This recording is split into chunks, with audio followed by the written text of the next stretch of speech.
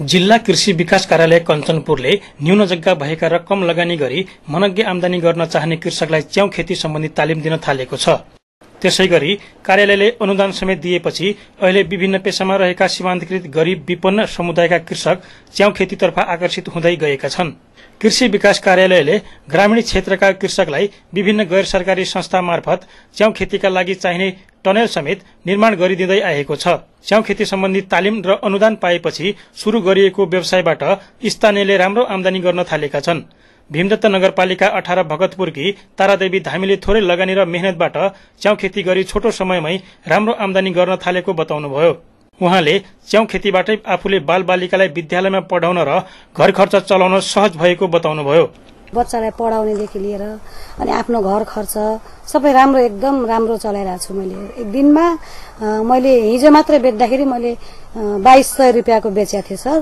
त्यसो गर्दाखेरि मेरो घर खर्च एकदमै राम्रो चलेको छ। करिब 50,000 रुपैयाँको लगानीमा च्याउ खेती गरेकी धामीले दैनिक 2500 सम्म आमदानी गर्न थाल्नु भएको छ। उहाँले 160 पोका च्याउ खेती गर्नु भएको छ।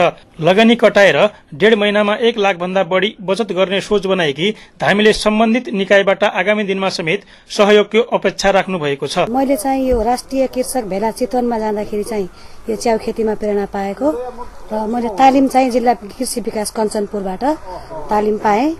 मैले अहिले यसमा लगानी लगाउँदाखेरि चाहिँ लगभग 50-55 हजारको हाराहारीमा मेरो यसमा लगानी लागेको छ।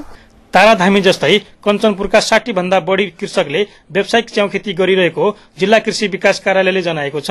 कार्यालयका वरिष्ठ कृषि विकास अधिकृत यज्ञराज जोशीले च्याउ खेतीतर्फ कृषकलाई थप आकर्षित गर्न मागका आधारमा विभिन्न कार्यक्रम सञ्चालन गरिने बताउनुभयो।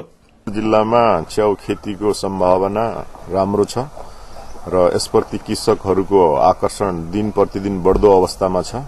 आगामी दिनमा यो ठाउँलाई च्याउमा एउटा विशेष क्रान्तिको रूपमा लग्ने जिल्ला कृषि विकास कार्यालय कञ्चनपुरले सोच बनाएको छ। यसले सीमान्त कृषकहरू साना कृषकहरूलाई यसको आमदानी आर्जनमा धेरै ठूलो सहयोग पुर्याउँछ। कञ्चनपुरमा च्याउको माग बढ्दै गएको छ। यहाँ उत्पादित च्याउ अन्य जिल्लामा समेत निकासी हुने गरेको छ। बजारको अभाव नभएको अवस्थामा जिल्ला कृषि विकास कार्यालयले च्याउ खेतीलाई ग्रामीण क्षेत्रसम्म विस्तार गर्न सके न्यून आय भएका कृषकको जीवनस्तरमा ठूलो परिवर्तन ल्याउने निश्चित जस्तै देखिएको छ। इमेज समाचारका लागि डिलिराज पन्त, कञ्चनपुर।